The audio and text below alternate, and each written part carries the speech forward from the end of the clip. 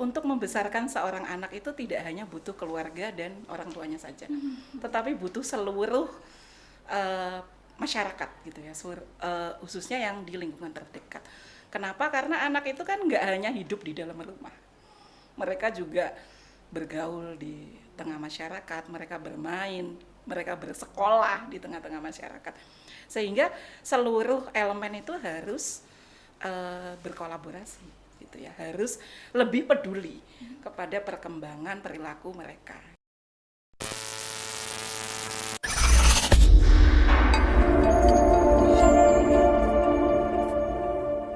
Assalamualaikum warahmatullahi wabarakatuh. Waalaikumsalam warahmatullahi wabarakatuh. Sahabat Cendekia Universitas PGRI Madiun, pada kesempatan hari ini kita akan melakukan sebuah podcast sama seperti yang kemarin-kemarin ya. Tetapi pada kesempatan ini kita mendapatkan narasumber atau bintang tamu yang luar biasa.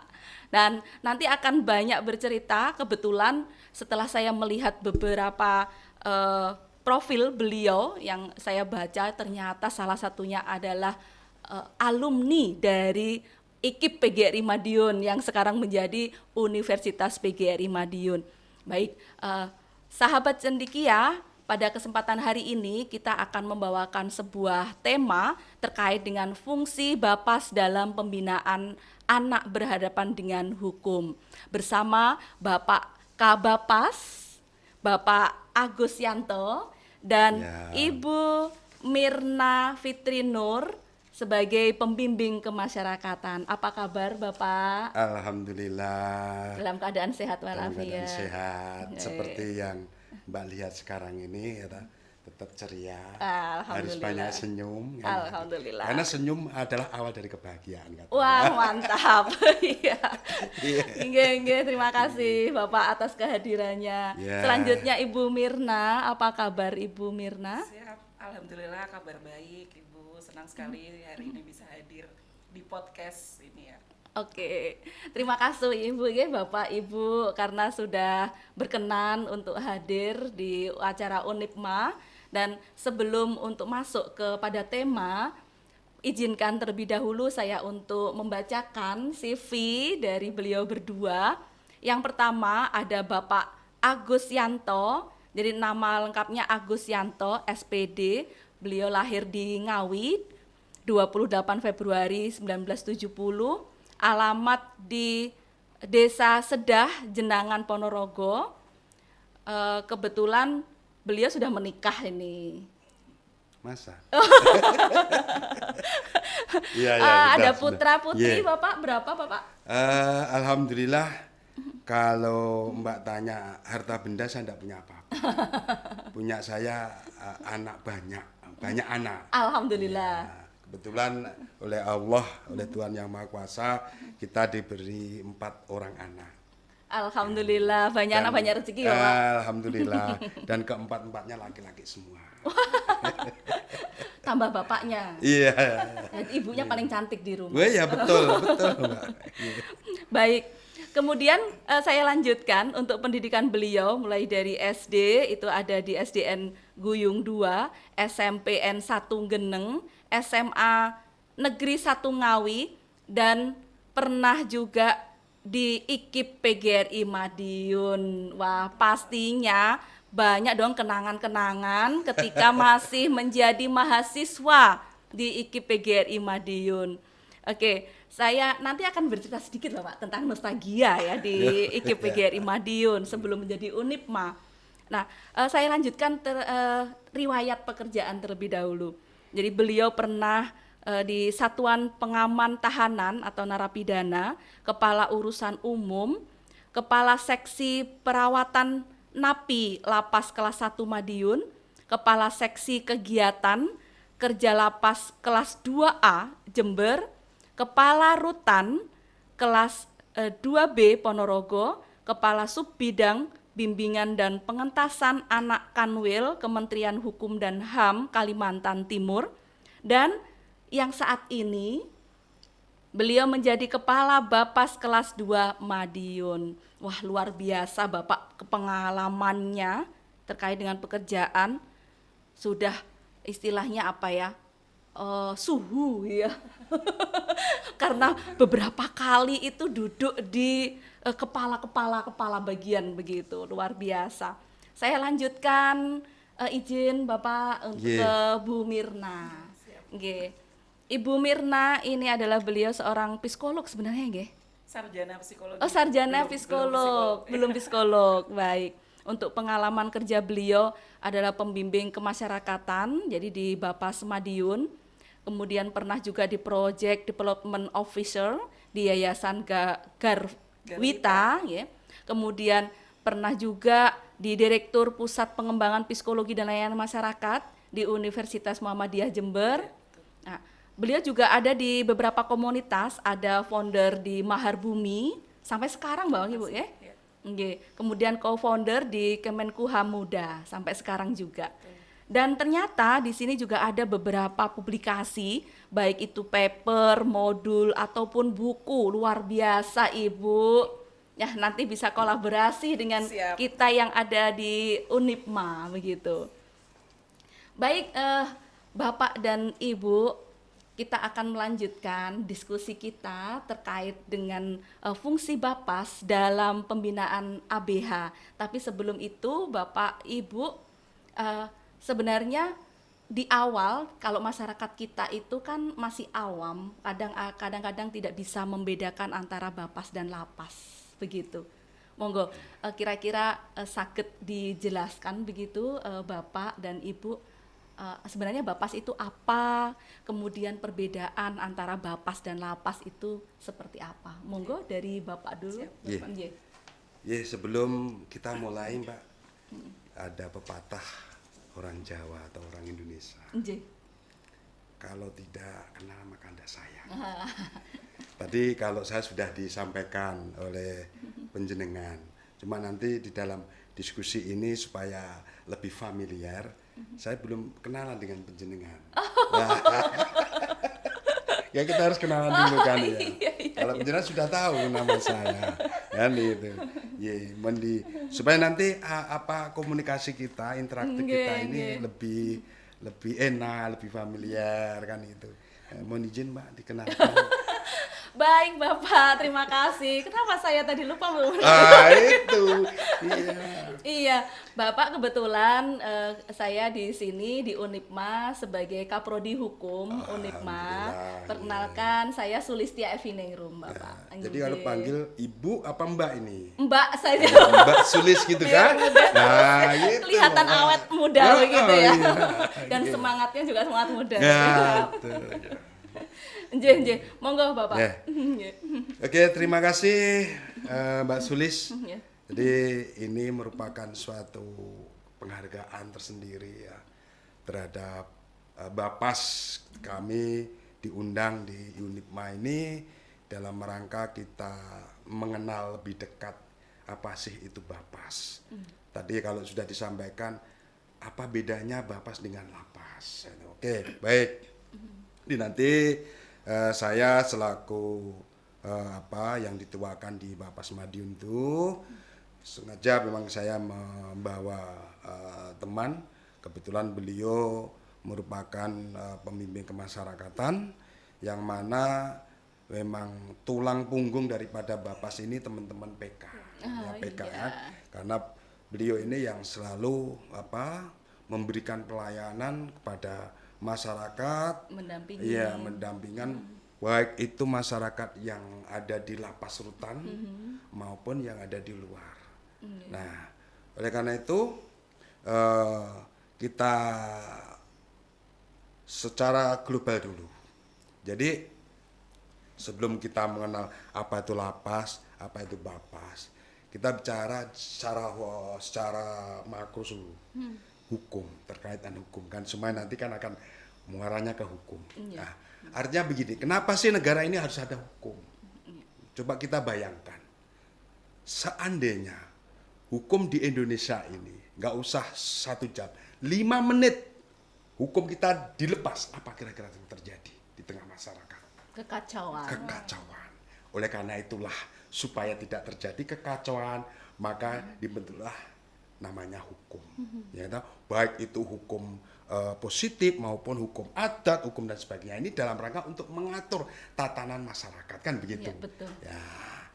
Nah, dari situ bahwa di negara kita ini adalah negara yang berdasarkan hukum, sebagaimana dimaksud dalam Undang-Undang Dasar 1945, di mana untuk penanganan hukum ini di negara kita ini mulai dari Mahkamah Agung, kemudian Kejaksaan Agung, Kementerian Hukum dan HAM, kemudian Kepolisian Republik Indonesia ini sebagai satu kesatuan di dalam rangka sistem peradilan di Indonesia ini. Nah, Bapas ini merupakan di bawah Kementerian Hukum dan HAM yang tugas dan fungsinya merupakan subsistem peradilan, ya Bu, subsistem peradilan dalam rangka untuk mengembalikan citra daripada masyarakat yang berhadapan hukum untuk kembali ke tengah masyarakat, bisa berkumpul, bisa berinteraksi dan kembali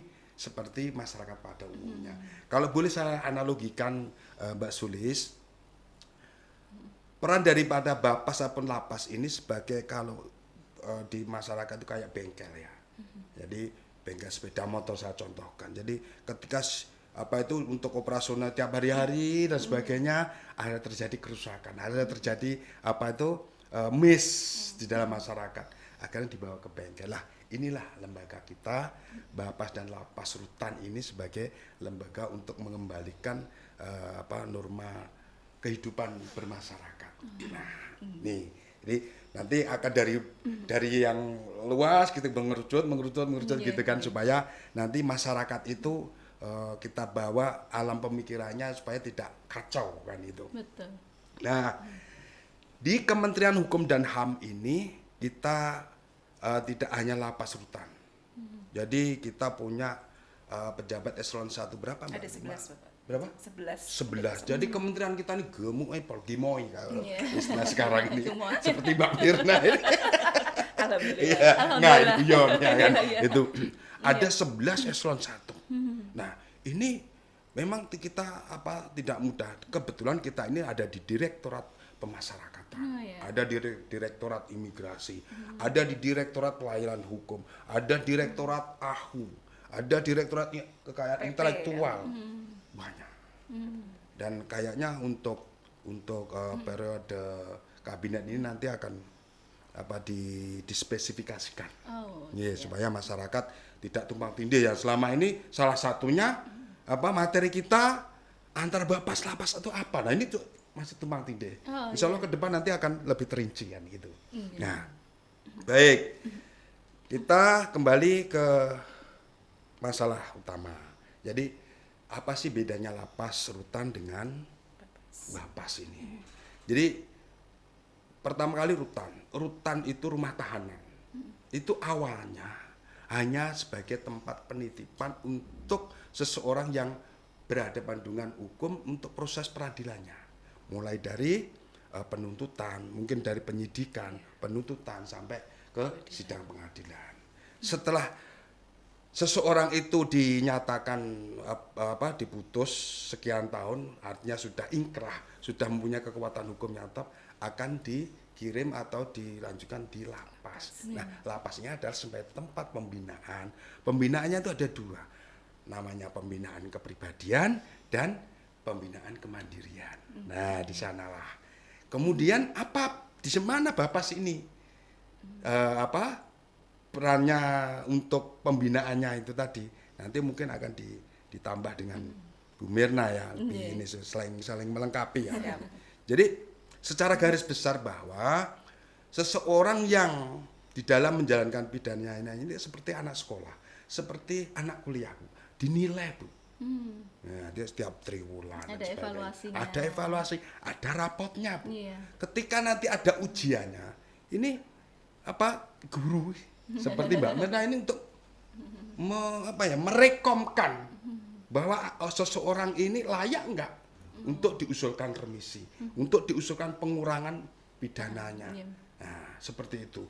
Layak enggak dan sebagainya. Ini penilainya adalah salah satunya Ibu Mirna ini. Jadi seperti sistem kayak pendidikan aja. Iya. Artinya kenapa? Kalau orang mengatakan ini sarjana pendidikan kok hubungan dengan hukum, ya di hukum ini kan banyak, Iya. macam-macam di hukum itu di dalamnya terinci, termasuknya namanya sarjana pendidikan bermanfaat di situ, sarjana psikologi bermanfaat di situ, semuanya ilmu disiplin ilmu itu Bisa masuk di pemasarakatan, namanya pemasarakatan kok kan Iya, itu. iya. Kita berinteraksi dengan masyarakat yang di luar itu. Nah, kemudian selain tadi kita memberikan rekomendasi, kita memberikan semacam hasil mas ini memang semacam kayak psikolog ya. Apa namanya Mbak? Assessment ya. Ya, assessment. Nah, assessment produknya assessment itu nanti untuk seseorang yang sudah berkelakuan baik di dalam lapas ya. Kemudian ikut pembinaan, nanti ujung-ujungnya atau hasil akhir ini yang menilai adalah PK. Oh, iya. Nah, setelah di asesmen melalui wawancara, melalui wawancara seperti ini juga keluarganya, juga lingkungannya. Iya. Jadi memang secara kompleksnya seperti itu. Kadang masyarakat yang keluarganya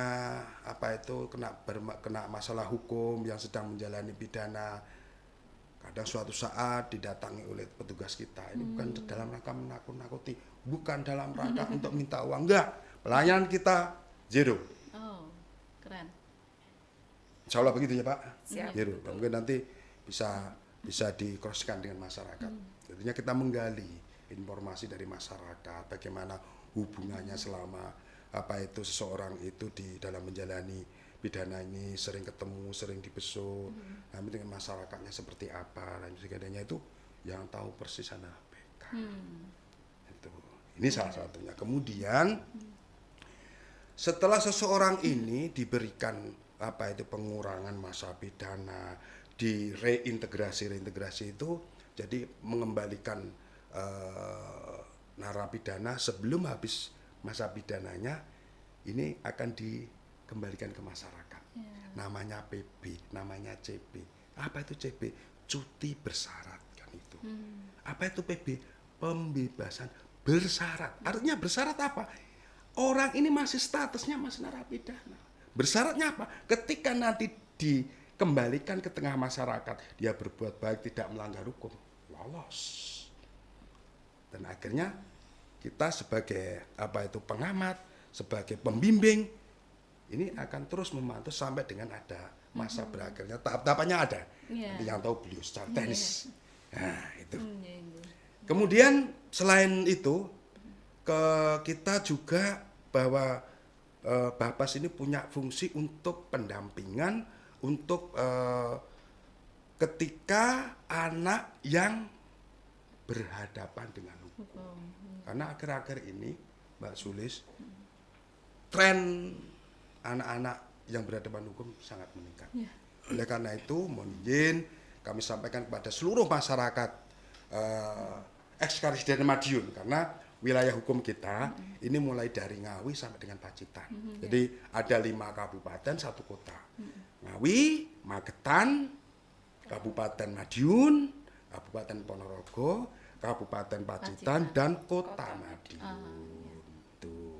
Nah, kita awal-awal kita sudah berkoordinasi dengan stakeholder, dengan APH, dengan pemangku wilayah, dalam hal ini Pak Bupati sama Pak Wali Kota. Juga kita koordinasi dengan APH, para penegak hukum, mulai dari polisi, mulai dari kejaksaan dan pengadilan. Karena dalam kita melaksanakan tugas sehari-hari itu sangat erat hubungannya dengan mereka. Karena contoh, ketika di tengah masyarakat ada sebuah peristiwa hukum yang di situ ternyata ada anak-anak, ini polisi tidak boleh sembarangan ambil. Dalam 1x24 jam ya.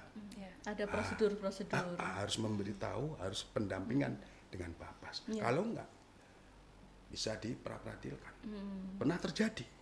Kali itu, Mbak. Nah, inilah Jadi ini semuanya apa yang kita lakukan ini kan untuk perlindungan pada masyarakat, baik masyarakat kecil, menengah dan sebagainya, tidak memandang kasta dan agama, semuanya akan kita rangkum dan lebih baik kita pencegahan.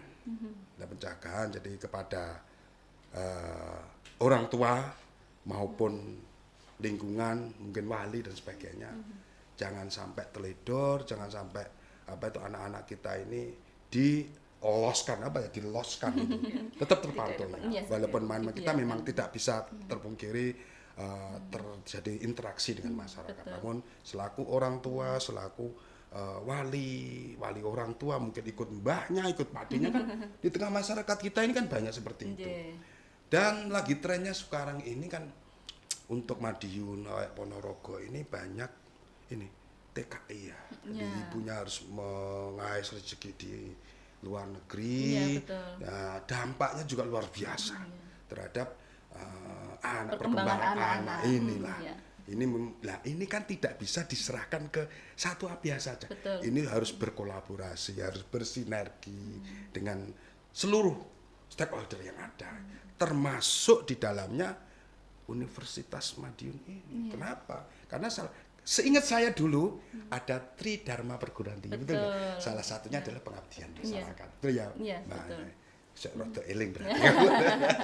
Jadi itu Mbak Sulis secara langsung seperti itu. Jadi kita juga menangani atau mendampingan terhadap anak yang berhadapan dengan hukum juga, supaya nanti psikis daripada anak-anak ke depannya kita itu bicara untuk jangka panjangnya, supaya tidak kontaminasi dengan pengaruh-pengaruh jelek. Kan akhir-akhir ini kita sudah gaungkan bahwa instruksi dari pimpinan untuk anak jangan sampai masuk pidana penjara. Ada pidana alternatif. Nah, juga kabar gembira juga bahwa nantinya kita selama ini produk KUHP kita ini kan produknya Belanda. Alhamdulillah sejak ini sudah ada KUHP yang baru tahun nomor 1 tahun 2023 yang insya Allah yang akan diberlakukan mulai tahun 2026. Nah inilah makanya kita menyongsong, kita memberikan sosialisasi kepada masyarakat supaya nanti ke depannya sana masyarakat tidak kaget. Artinya nanti karena apa? Selama evaluasi selama ini, ketika semua permasalahan itu akan dibawa ke ranah hukum positif yang nanti endingnya ada pidana penjara, ternyata salah satu evaluasinya hal itu tidak menyelesaikan masalah, tapi mungkin nambah masalah. Utamanya terkait dengan anggaran. Nah ini ya APBN untuk untuk luar biasa, mencapai triliunan itu. Nah jadi untuk nanti ke depan itu namanya ada pidana alternatif. Nah pidana alternatif nanti akan dibahas lebih lanjut kan gitu. Gitu. Ini secara umum aja gitu Mbak Sulis. Saya kira sedikit gambaran apa itu Bapak Lapas, dan tadi kalau kita kembali yang perkenalan tadi ya, terus terang saya alhamdulillah saya bangga. Saya alumni IKIP PGRI Pak kala itu, saya bangga sekali. Karena salah satu kalau saya tidak sana mungkin tidak akan seperti ini kan. Jadi semua proses ya. Proses ini bagian dari proses IKIP. Ketika saya banyak kenangan lah kita. Kita ya tadi yang di kampus tuh namanya Civitas. Kita juga ikut salah satunya resimen mahasiswa. Saya juga ikut senat di sana. Banyak pengalaman yang kita peroleh di dalam proses. Dan itu bermanfaat di dalam pekerjaan. Sangat bermanfaat sekali. Jadi untuk teman-teman, untuk adik-adik mahasiswa jangan minder, ya. Karena kalian tidak harus semuanya bisa asal kita mau ya, gitu. Saya kira itu dulu Mbak Sulis. Sekali lagi luar biasa unik. Baik, Terima kasih Bapak untuk penjelasannya. Nanti bisa dilanjutkan tadi ya, menambahkan sedikit mungkin ya, betul tadi, dari Bu Mirna, monggo. terkait pertanyaan Bu Sulis ini menarik memang ya, bedanya lapas dengan bapas. Nggih. Karena saat ini tuh masyarakat masih seringkali bingung. Iya, betul. Lapas ini apa sebenarnya? Apanya lapas gitu kan Iya. ya. Jadi mungkin kalau secara sederhana tadi sudah dijelaskan dengan sangat detail oleh Betul, Bapak Kabapas. benar-benar. Tapi kalau pertanyaannya itu bedanya bapas dengan lapas itu apa? Secara sederhana seperti ini Bu Sulis. Jadi kalau selama ini kan masyarakat itu berpikir kalau ada pelanggar hukum itu pasti sanksinya di penjara gitu Betul, ya, di iya. dalam sel, mereka nggak bisa kemana-mana, tercabut kemerdekaannya. Padahal tidak selalu seperti itu. Ada kategori gitu ya pelanggar hukum yang intervensinya itu dilakukan di tengah-tengah masyarakat.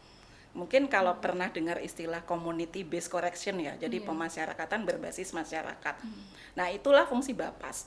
Jadi kalau masih di dalam sel penjara ya katakanlah, itu adalah kewenangan dari lapas, pembinaan istilahnya. Tetapi ketika pelanggar hukum tadi itu sudah menjalani pidananya di luar, baik itu berupa pidana alternatif atau mungkin reintegrasi sosial tadi yang disebutkan Bapak Kabapas.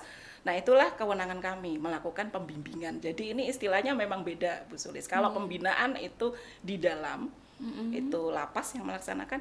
Kalau kami itu karena di luar, itu istilahnya pembimbingan. Pembimbingan. Penyebutannya pun kami berbeda. Kalau lapas kan narapidana, kalau Iya. kami menyebutnya klien. Jadi Klien, memang lebih iya. humanis ya, nah seperti itu. Oh, baik. Itu Baik, mungkin terima kasih penjelasannya tadi. iya. Sudah begitu jelas tadi dengan gamblang dijelaskan oleh Bapak Kabapas, kemudian Ibu Mirna perbedaan antara Bapas dan Lapas begitu. Nggih. Nah, ini tadi kan Bapak juga sudah memberikan sedikit gambaran terkait dengan anak yang berhadapan dengan hukum begitu. Nah, sebenarnya kita masuk ke ini nih. Apa sih sebelum kita masuk ke fungsi Bapas begitu nggih? Kita masuk ke ini dulu Ibu. Definisi dari ABH itu tersendiri. Oke, siap. Nggih. Jadi kalau merujuk pada undang-undangnya gitu Iya. ya, Undang-Undang Nomor 11 tahun 2012 tentang Sistem Peradilan Pidana Anak atau SPPA, Iya. itu anak berhadapan dengan hukum dikategorikan jadi 3 kelompok Bu Sulis. Yang pertama itu ada anak berkonflik dengan hukum. Iya. Atau disingkat anak, bukan disingkat ya, disebut anak saja dengan A-nya itu Anak huruf saja. besar. Kalau APH biasanya menyebutnya anak gitu saja ya, supaya tidak ada stigma atau labeling itu tadi. Nah, itu adalah anak yang berusia 12 tahun tetapi belum 18 tahun yang diduga melakukan tindak pidana. Nah, itu masuknya di anak berkonflik dengan hukum atau anak. Kemudian yang kedua itu ada anak korban. Nah, ini udah jelas ya, berarti anak yang menjadi korban dari tindak pidana. Dan yang ketiga itu ada anak saksi. Nah, ini juga udah jelas ya, anak saksi berarti anak yang kemudian bisa memberikan keterangan terkait dengan suatu tindak pidana baik yang dialami oleh orang lain maupun yang dialami oleh dirinya sendiri. Nah, kalau Bapas itu posisinya yang menangani tentang anak berkonflik dengan hukum. Jadi yang mereka sebagai pelaku. Gitu. Jadi kalau yang sebagai korban itu kewenangan dari dinas sosial, sementara kalau yang sebagai saksi itu ada LPSK ya, namanya Lembaga Perlindungan Saksi dan Korban. Ya. Iya. Baik, berarti dari sini setidaknya masyarakat sudah mendapatkan pencerahan terkait dari ABH ini ternyata ada macamnya gitu. Jadi tidak semua masuknya ke Bapas. Baik Ibu Bapak. Jadi ini dewasa ini itu banyak sekali isu-isu hukum mengenai penyimpangan yang dilakukan tidak hanya orang dewasa ya. Karena kita berbicara anak-anak, maka ternyata penyimpangan ini banyak juga dilakukan oleh anak-anak.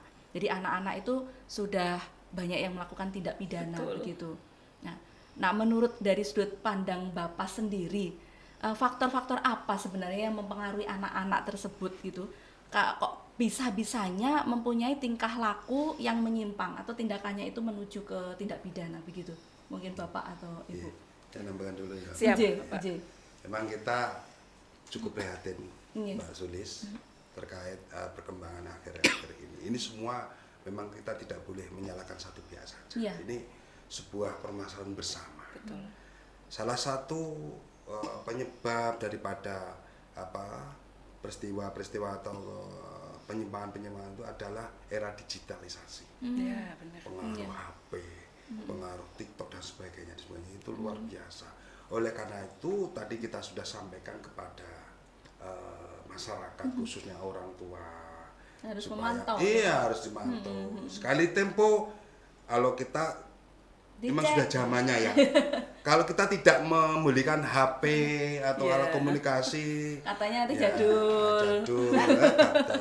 Tapi sekali lagi controlling ada sangat penting. Betul. Hingga suatu saat tidak masalah HP-nya anak itu harus Dicek. dicek, Iya. lihat dan sebagainya. Dilihat. Itu sangat perlu karena untuk kesana karena sekarang ini luar biasa. Saya melihat sendiri ya kan kalau malam itu ada anak-anak masuk kumpul-kumpul di situ kan rawan sekali Iya. untuk Iya. tindak pidana. Baik itu pidana apa itu secara berat maupun ringan. Contohnya yang akhir-akhir ini terjadi masalah perkelahian ini kan juga Iya. menimbulkan pidana di situ. Betul. Nah, di situ akhirnya ada korbannya, baik itu korban luka ringan, luka berat, ini kan juga kita prihatin. Sekali lagi kami menghimbau kepada seluruh masyarakat Madiun dan sekitarnya yang bisa memantau podcast ini. Ya. Ini sebuah mari kita kontrol anak kita masing-masing supaya tidak terjadi atau tidak berhadapan dengan hukum. Karena kalau sudah seperti itu, sekali lagi anak pula bawa kepada pasti akan semuanya repot. Betul. Itu dan sebagainya. Itu yang kita alami. Itu Mbak. Iya. Ibu Mira mau nambah? Iya, siap. Jadi memang benar sekali ya Bu Suli. Sekarang itu anak yang melakukan tindak pidana itu selain secara kuantitas semakin banyak, secara kualitas juga Iya. semakin miris ya gitu. Betul. Kalau mungkin sahabat cendikia juga seringkali melihat di berita gitu. Anak usia yang masih sangat kecil bahkan di bawah 12 tahun sudah membunuh. Itu kan ada gitu ya. Iya. Memperkosa dan lain sebagainya.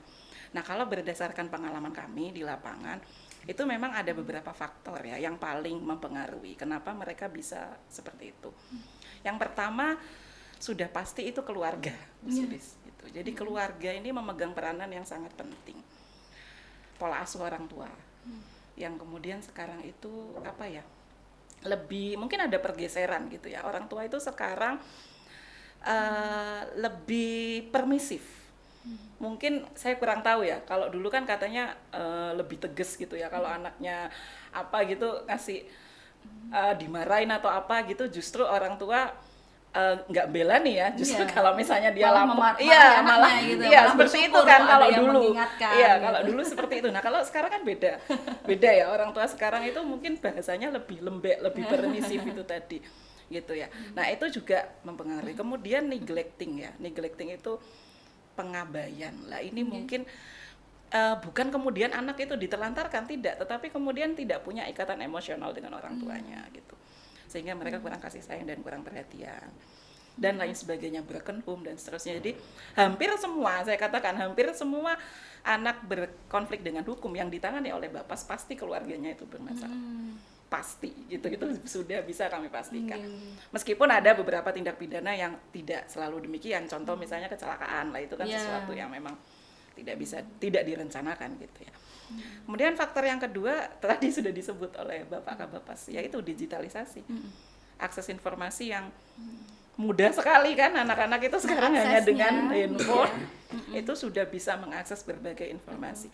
Saya pernah menangani kasus, itu kasusnya kecelakaan kebetulan, menabrak orang sampai meninggal. Jadi anak itu usianya kalau tidak salah 14 tahun. Dia melihat konten YouTube.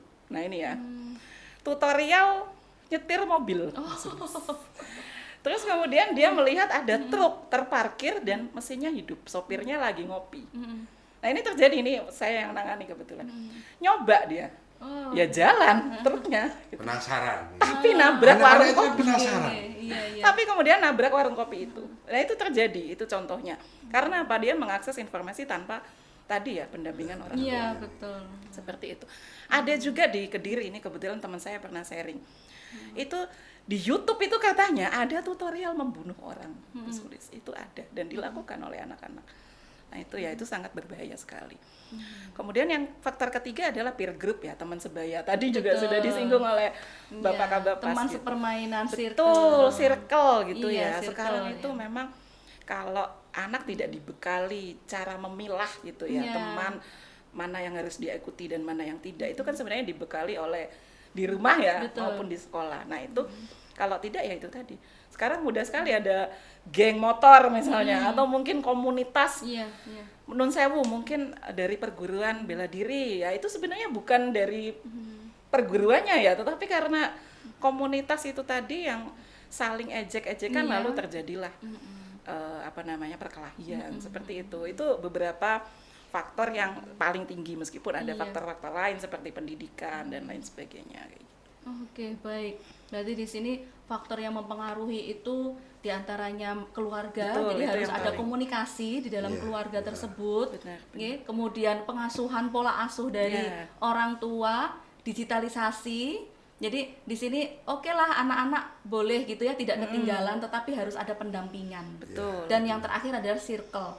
Jadi memang Iya. circle ini luar biasa, 80% mempengaruhi karakter Sangat, dari iya, anak-anak betul, gitu ya. Selain dari kadang-kadang orang tua kan memang tidak 24 jam memantau Iya. untuk yang digital, atau mungkin kalau yang tadi Bapak ya ditinggal ke TKW atau apa Ya. seperti Nah, itu, iya. otomatis kan pola asuhnya juga akan berganti kepada orang-orang yang ada di sekelilingnya. Betul. Oke, baik, luar biasa Ibu penyampaiannya. Nah, di sini Ibu dan Bapak terkait dengan anak-anak yang ABH itu bagaimana peran dari Bapas itu untuk mendampingi untuk ABH begini? Oke. Bangga, Pak, langsung Iya, aja siap. ini lebih ke tenis. Oh Iya. iya. Kalau Iya. secara umum mungkin saya kan, ini lebih ke tenis. Oke. Iya, mungkin. Siap. Jadi kalau untuk anak berkonflik dengan hukum tadi, Iya. pendampingan Bapas itu di semua tahapan ya, Bu Iya. Sulis.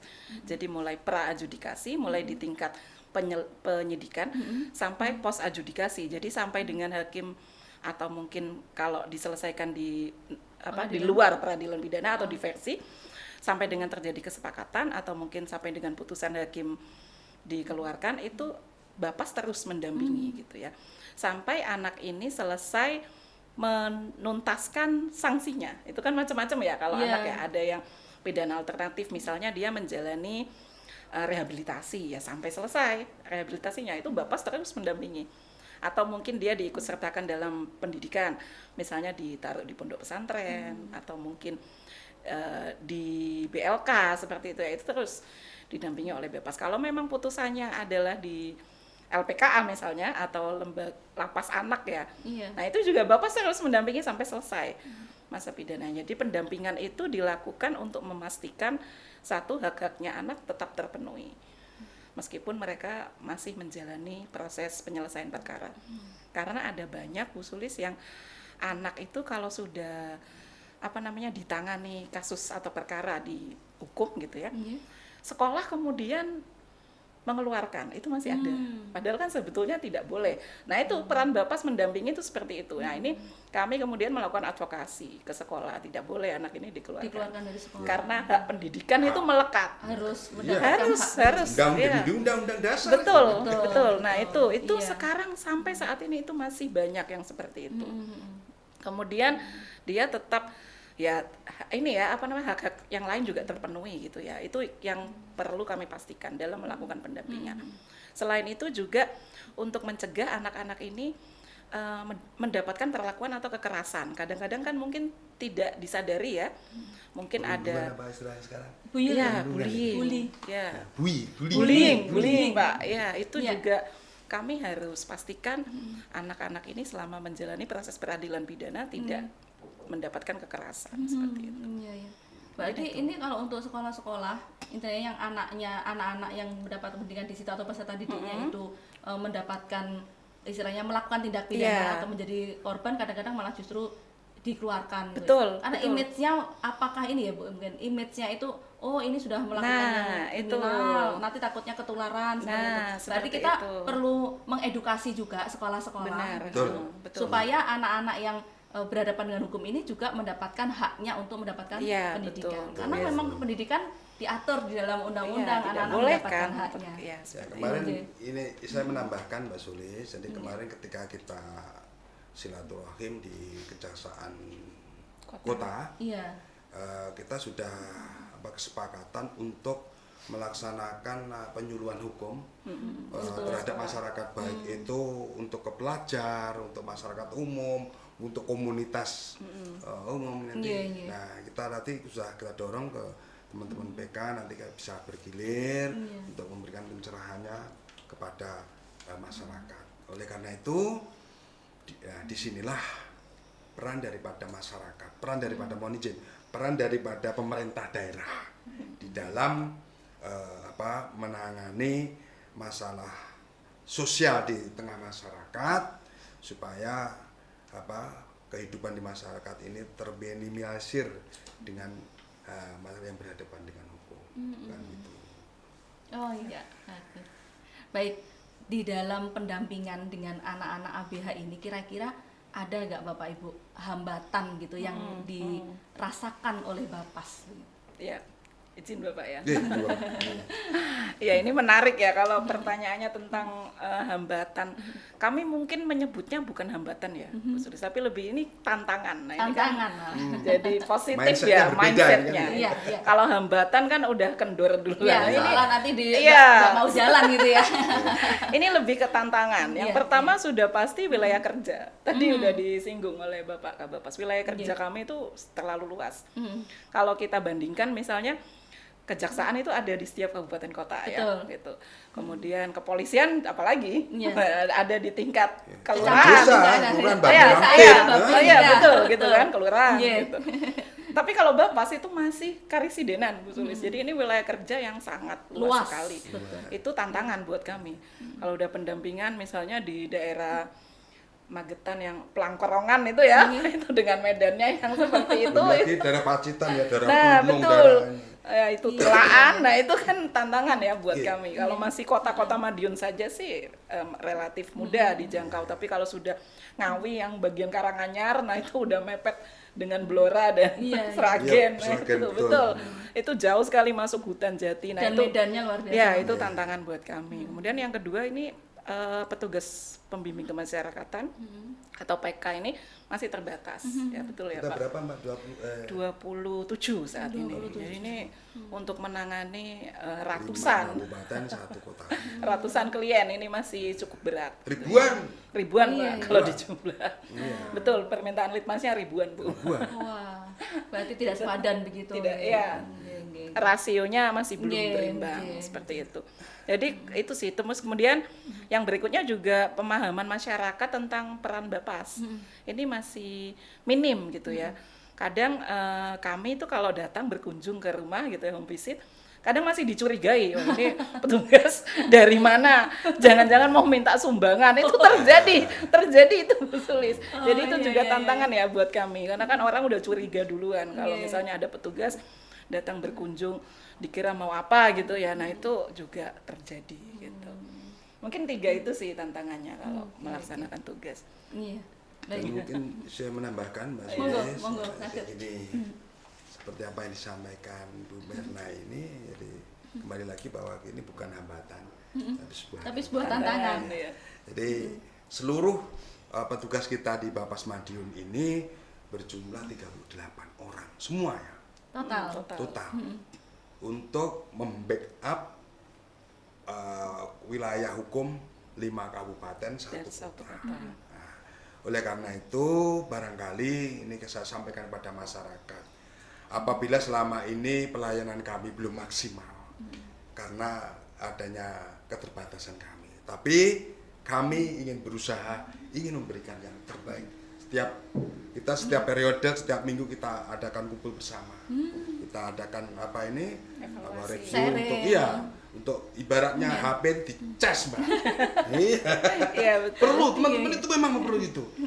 Itu sangat-sangat itu manusiawi sekali ketika dalam perjalanan yang namanya capek, yang namanya jenuh dan sebagainya, itu kan manusiawi sekali.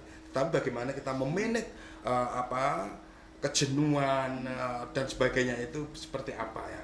Itulah kita kumpul bareng-bareng, kita jas berikan semangat untuk teman-teman. Luar biasa Bapak. Jadi anggotanya selalu ini ya, Iya. Pak, moodnya Iya, bagus betul. gitu. Betul, Iya, betul. Jadi itu yang Melaksanakan kedua. kinerja. Kami melihat teman-teman ini, saya melihat seandainya kita di samping terjun ke tengah masyarakat, kita ini membuat ini ngetik ini juga perlu konsentrasi. Iya, banyak. Buat laporan. Hasil litmas itu kan berbentuk laporan.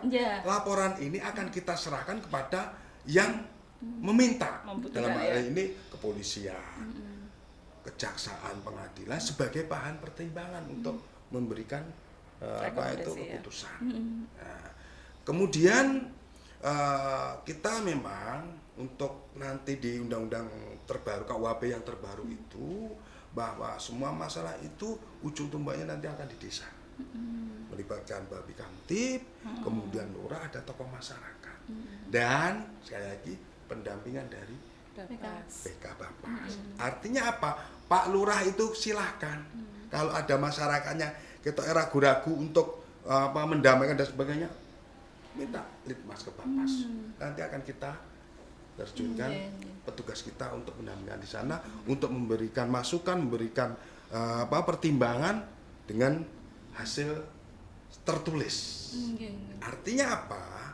Ketika itu dilakukan, nanti suatu saat akan terjadi apa-apa, Pak Lurah ini tidak disalahkan, karena sudah ada diserahkan rekomendasi. ahlinya, kan gitu. Baik, terima kasih. Oke, sahabat cendekia, wah luar biasa ini. Oh iya, Mbak Sulis mohon izin. Iya, pripun, jadi Bapak? saya berharap bahwa podcast ini tidaknya sekali ini, harus berkelanjutan. Oh, berseri. Harus berkelanjutan karena mungkin nanti hasil podcast ini kan dilihat oleh masyarakat. Iya. Jadi nanti masukan dari masyarakat kita juga butuh. Kan Iya. gitu. Betul. Karena Sebagai kita feedback juga- ya. Iya. Untuk kami. Kalau kita ngilangi klilipe awak dhewe iku gak iso. Nggih. Tetep wong liya kan gitu. Hanya kita sangat terbuka untuk menerima kritik yang membangun tentunya. Betul. Kan Iya. gitu. Betul. Supaya kalau kita ini berpikir positif, insya Allah hasilnya positif. Iya. Tetapi kalau kita berpikir negatif, Hasilnya juga akan Hasilnya negatif. negatif. Iya. Tergantung dengan persangkaan tadi ya. Iya. bukannya kita Pak? Yang tukang ngisiin itu apa namanya? Oke, nggih. Nah, Itulah. tadi saya sedikit juga nih melihat dari CV-nya Bu Mirna ya, ternyata juga mempublikasikan Iya, betul. artikel, berarti kan ada penelitian di situ, Iya. kemudian ada juga beberapa buku tadi gitu ya. Wah, itu suatu saat bisa kolaborasi, Bu. Siap. Ya, Dengan kebetulan senang hati. saya senang sekali menulis juga. Iya. Klop ya berarti. Iya, iya. Nah, bisa juga kolaborasi untuk pengabdian masyarakat Siap. dan penelitian begitu. Nah, ini nih Bu, kami kan ada beberapa prodi di sini juga tadi terkait dengan penelitian ini, kepenelitian di Bapas tadi. Nah, ini gimana Ibu caranya? Siap. Jadi Iya. ini maksudnya kami ya, penelitian yang biasa kami Iya, lakukan. betul. Oke. Iya. Jadi penelitian kemasyarakatan namanya, atau biasanya disingkatnya litmas. Jadi litmas ini adalah dokumen yang berisi latar belakang kehidupan seseorang sampai dengan faktor kenapa dia melakukan tindak pidana seperti itu. Jadi kemudian informasi tersebut, informasi tentang latar belakang kehidupan sampai dengan seseorang melakukan tindak pidana, itu kemudian kami gunakan untuk membuat rekomendasi sesuai dengan permintaan dari pemohon. Misalnya tadi dari kepolisian meminta litmas untuk pelaksanaan diversi bagi anak berhadapan dengan hukum. Diversi itu kan penyelesaian perkara di luar peradilan pidana ya, gitu ya, yang kemudian musyawarah melibatkan pihak-pihak terkait seperti itu. Nah, itu nanti kami melakukan penelitian yang di dalamnya berisi identitas dari anak gitu ya, kemudian latar belakang keluarganya, ada pola asuh di dalamnya, perkembangan, pertumbuhannya gitu. Disampaikan sampai dengan sebenarnya faktor yang menyebabkan anak ini melakukan tindak pidana itu Iya. apa. Nah, lalu kami kemudian di situ merekomendasikan bisa tidak kalau ini diselesaikan dengan musyawarah atau sebaiknya ini ke peradilan saja. Karena kami juga meminta keterangan dari pihak korban, pemerintah setempat, masyarakat gitu ya. Itu semua kami wawancara, Bu Sulis. Kami tuangkan di dalam laporan. Gitu ya. Lalu kami analisis juga dengan analisis kualitatif. Jadi selayaknya penelitian ini gitu ya, penelitian akademis Bu. ya gitu. Iya. Artinya apa yang disampaikan Bu Bena yang menyampaikan bukan jadi apa yang kita lakukan, yang Bapak lakukan ini ibaratnya masa kita itu belanja ini loh, belanja apa adanya, terserah ini mau dimasak apa, Iya. ini real di lapangan seperti ini. Betul. Ya, kita akan serahkan kepada pengguna hasil Iya. litbang kita. Itu Nah, bisa digunakan untuk ya, berbagai keperluan. terkait tadi dengan perguruan tinggi, sebenarnya luar biasa loh kalau kita bisa Betul. Kolaborasi. mengkolaborasikan. Iya, Artinya apa, teman-teman? Sudah beberapa kali itu kami lakukan, Ibu. Misalkan nanti ada teman mahasiswa ikut litmas mendayung, ngikuti aja. Oh ternyata tuh nih. Iya. Seperti ini. 2 mahasiswa Ibu sudah sering kami Iya. ajak. Baru dua. Ya dulu. Wilayah kita loh presiden Iya. wajib. Berarti ke depan kami bisa menambah Oh, kuota iya, ini. iya. Oke, oke. Menambah. Siap, siap. Dan kita ini punya program ini Bu. Jadi kami tadi kita saat ini kekurangan kita apa di UPT ini supaya masyarakat itu akan lebih tahu. Jadi kita ingin Bu buat semacam neon box. Yang neon box itu akan kita pajang di depan dan itu kita tulis bahwa Bapas melayani apa kita. Iya. Seperti ini. Biar masyarakat tahu. Iya. Nah, ini masih dalam Proses. dalam proses. Siapa tahu ada sponsor dari Unipma, silakan gitu kan. Dengan senang hati. Iya, udah Pak, yang pokoknya kita bikin aja. Nanti kita nitip nama Unipma, ya silakan monggo kan gitu kan. Oke, Ya baik. namanya kerjasama kan itu. Iya. Kita Baik, juga terima akan kasih, membantu. Bapak. Iya. Iya. Ya, mudah-mudahan nanti kita, sahabat Cendekia, bisa berkolaborasi dengan Bapas terkait dengan penelitian, pengabdian masyarakat tadi ya. Bahkan kita bisa mempublikasikan artikel ke jurnal Ya. begitu, dan bisa kolaborasi juga membuat buku nanti kita Siap. mengarang bersama. Ya. Membuat bersama bisa untuk bermanfaat lah untuk masyarakat kita. Betul. Betul.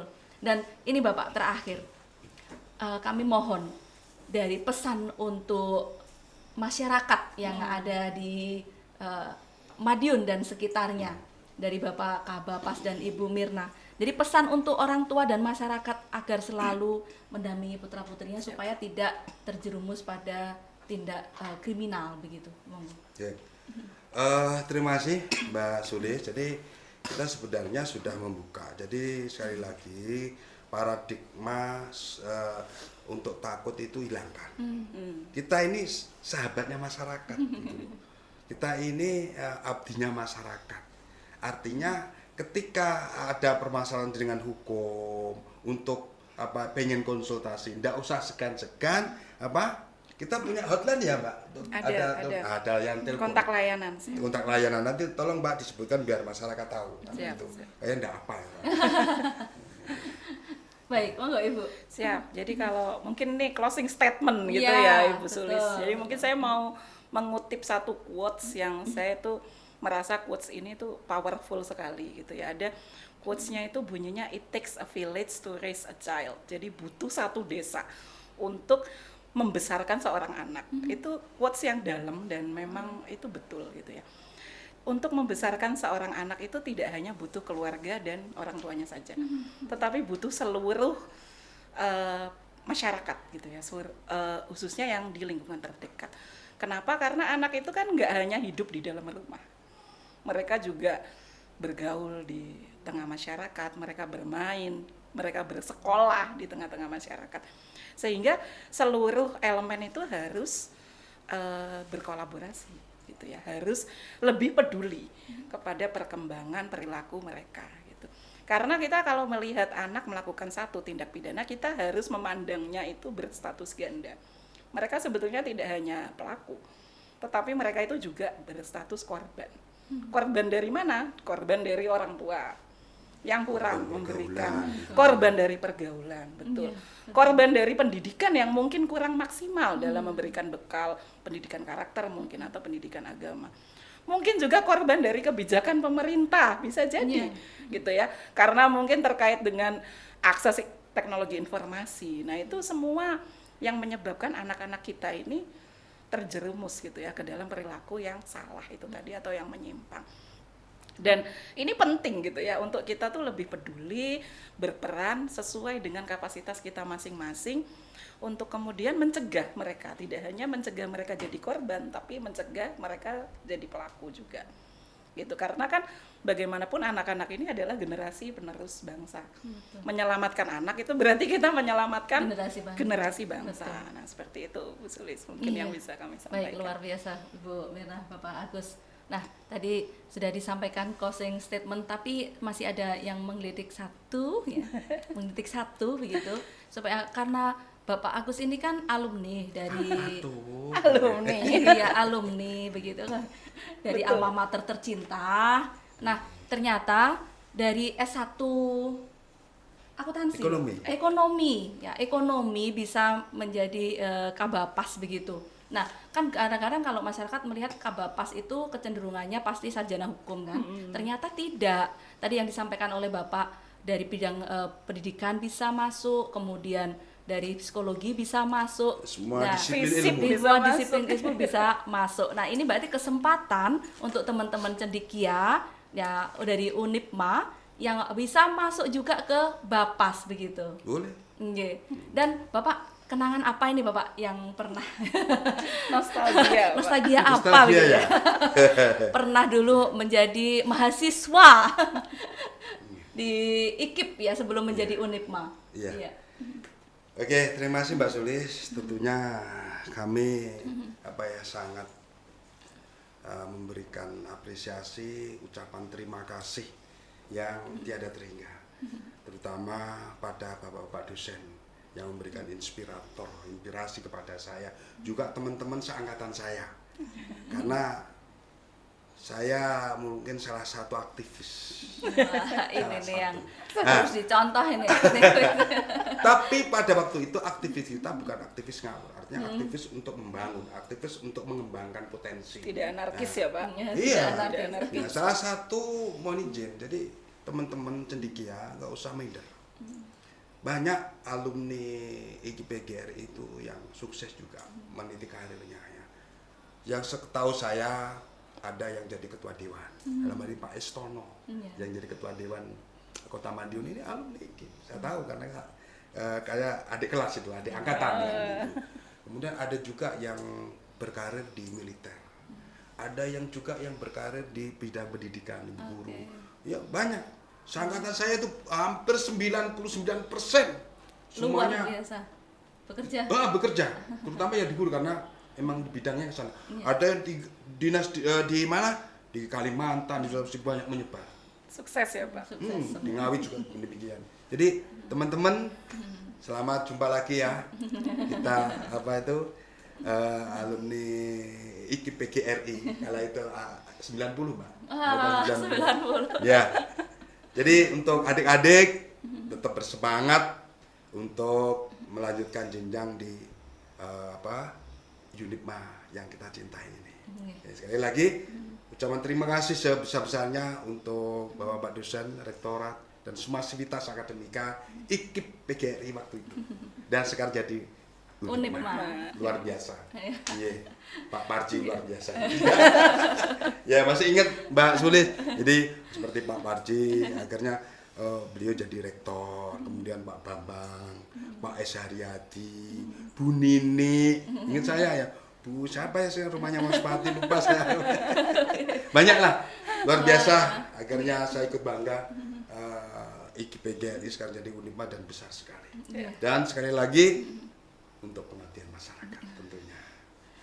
Oke, baik, terima kasih. Wah, luar biasa sahabat cendekia. Jadi, apa yang disampaikan oleh Bapak Agus dan Ibu Mirna tadi ya, kita jangan istilahnya minder ketika berada di kampus swasta. Ternyata kampus swasta pun juga bisa menelurkan orang-orang yang luar biasa. Baik, terima kasih atas perjumpaan hari ini. Semoga akan bisa berkelanjutan nanti di podcast-podcast selanjutnya dengan tema-tema yang berbeda. Begitu. Dan sekali lagi saya ucapkan terima kasih Kabapas dan Ibu Mirna atas kedatangannya hari ini. Semoga Bapak dan Ibu sehat selalu dan amanah dalam tugasnya. Amin, amin.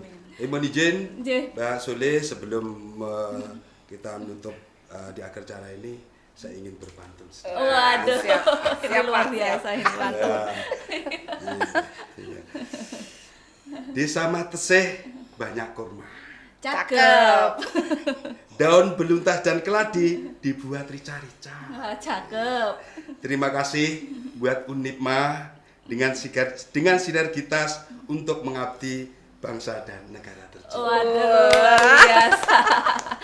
Hari ini hari Kamis. Oh iya, hari ini Yang Kamis. iya, betul kan? Betul. Yang isi podcast yang berkumis ya. Wah, cocok. Baik, Bapak. Wah, saya kurang pandai untuk membalas pantun. Terima kasih Bapak, luar biasa hari ini dalam temanya hari ini adalah fungsi Bapas dalam pembinaan AHPH bersama dengan Bapak Kabapas dan Ibu Mirna. Nah, sampai jumpa lagi di lain kesempatan sahabat Cendekia Unipma Smart and Competitive. Ya. Unipma Smart and Competitive.